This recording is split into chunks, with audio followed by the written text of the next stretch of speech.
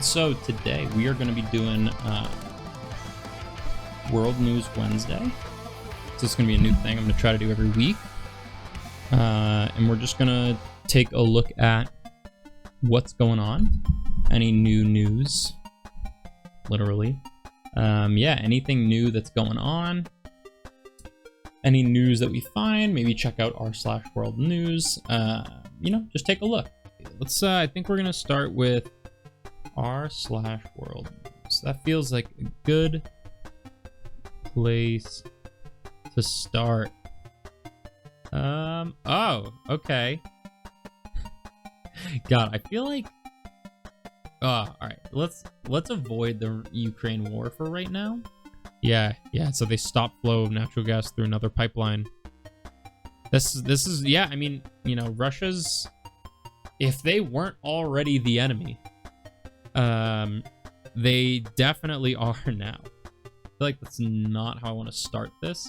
And actually, I have a better place for us to start. It was in the notification.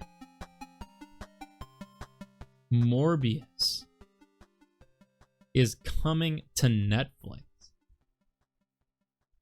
This is pretty sick. Obviously, one of the best movies to hit theaters this year. So, time to Morb on Netflix. Yeah, so, the greatest movie to hit theaters this year. And, yeah, see, this was their actual tweet, but this is not the, this isn't the tweet that I'm talking about. But it's out today, which I think is pretty sick. So we can all Morb together as of today. Pretty cool. Obviously, phenomenal movie. I can't believe, though, that Movies Beyond Stars, July 1st, 2022. Yeah, who cares? Yeah, I can't believe, though, that they're not going to show the tweet. Let's see if I can get there fast enough. Yeah, there it is. It's Morbin time. We got an It's Morbin time from the Netflix account. I think that is so awesome. And it came before the actual announcement of Morbius, which just makes it perfect, right? I truly can't imagine a better way to announce it. Really, I can't.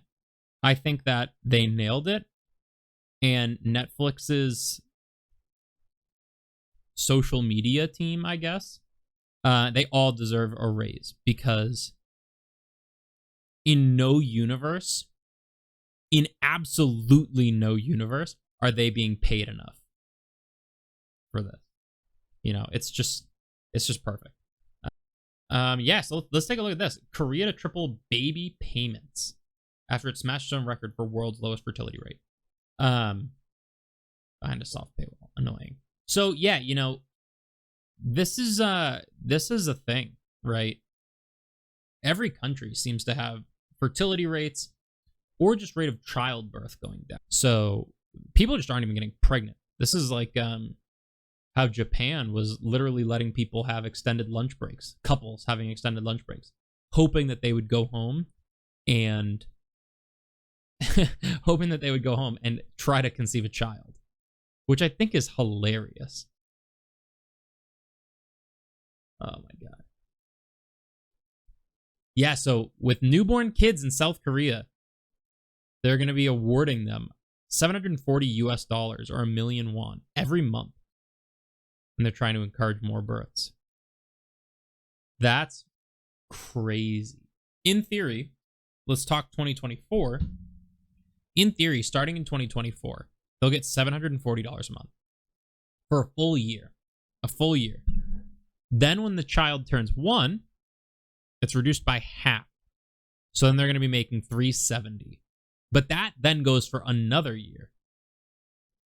So over the course of the 2 years, and this is obviously starting 2024, this is going to be crazy. So is that 8,800? and then they're going to get another $370 for the next year. So that's 13 grand over the course of 2 years just for having a kid. Now, I don't know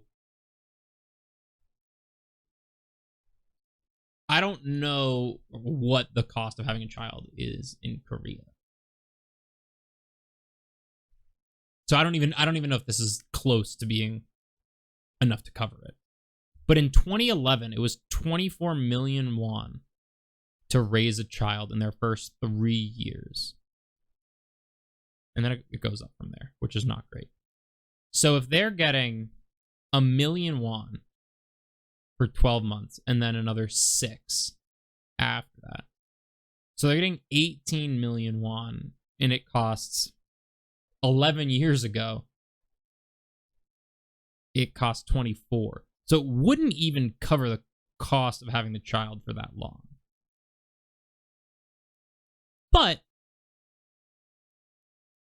18 million won, or what did we say that was? $13,000. If you're looking at 23 million won, or let's just say it's 30 million won to raise a kid for 3 years. Right? So let's say it's 20 million for 2. Right? That's probably a fair extrapolation. If it's 20 million for 2 years of raising a child totally, and you're getting 18 million,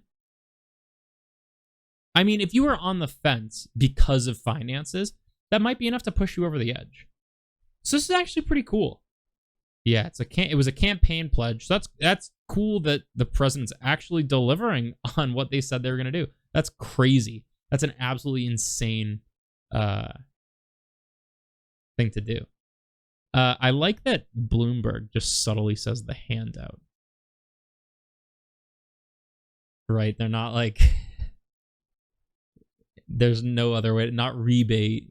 They're not wording it nicely. They're just saying handout. Like, you don't deserve this money. That's crazy. Russia says United States is behind Europe's gas supply crisis. So this is interesting. I work in renewable energy currently. So, and I'm planning on starting a sustainability either Saturday or Sunday, similar to this, to just talk about sustainability over the weekends. So maybe I'll touch on this a little bit then in more detail, but let's see what they're saying. So what they're saying is that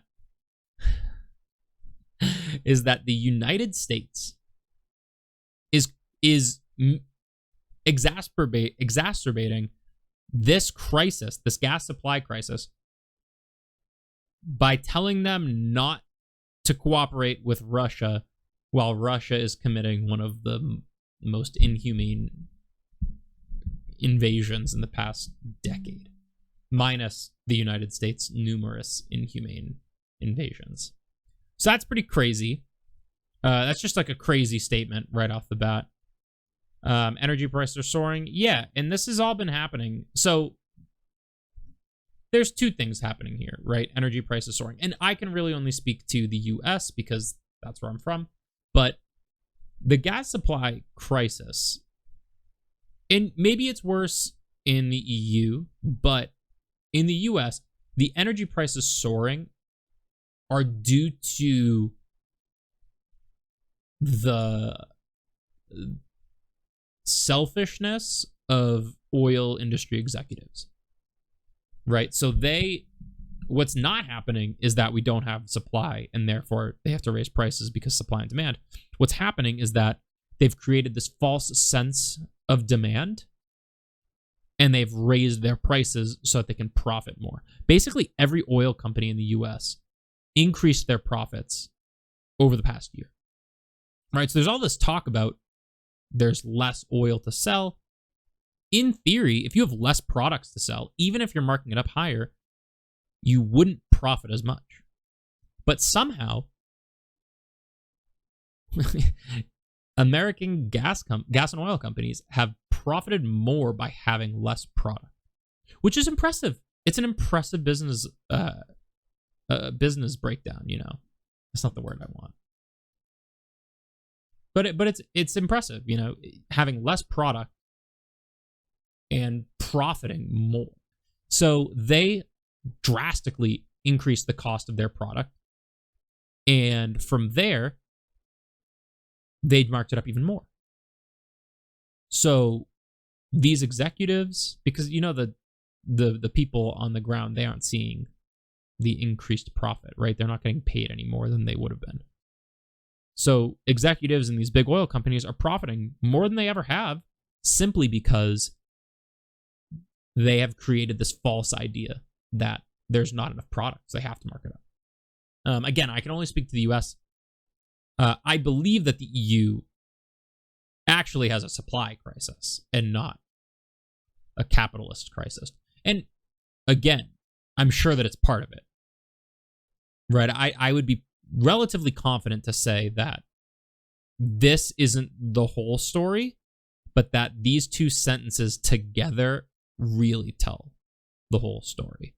Right? I believe that there probably is a supply crisis. But energy prices soaring probably only explains part of why energy prices are soaring.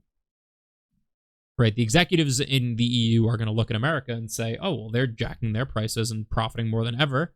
The CEOs are getting a huge bonus. Why don't we just do the same thing? Those who started this need to finish this. Now, I feel like this is a joke. Right? And this whole, I didn't really want to get into it that much, but the whole Russia-Ukraine war has really seemed like, what can Russia do wrong? And then they do that. Like, I don't know if anyone saw the news story about the soldiers that took, I don't even know, refuge in Chernobyl and like dug trenches. And then the scientists and doctors are literally scanning their clothing that they left behind, and it has like death level radiation in it because it's still Chernobyl.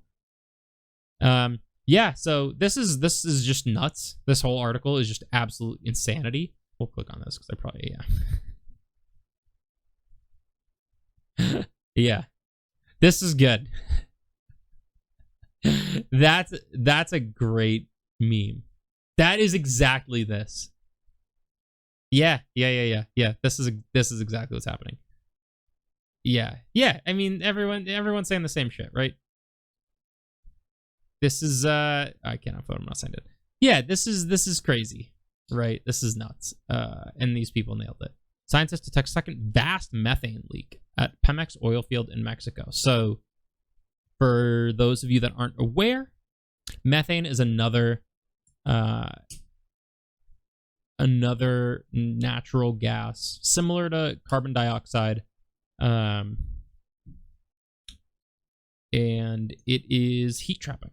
Right, and it's about 3 times stronger than carbon dioxide at trapping heat. So that's why there's all talk about how cows farting is so detrimental to the environment, because it's methane that they're releasing, and so methane goes up and it traps heat, similar to how carbon dioxide does.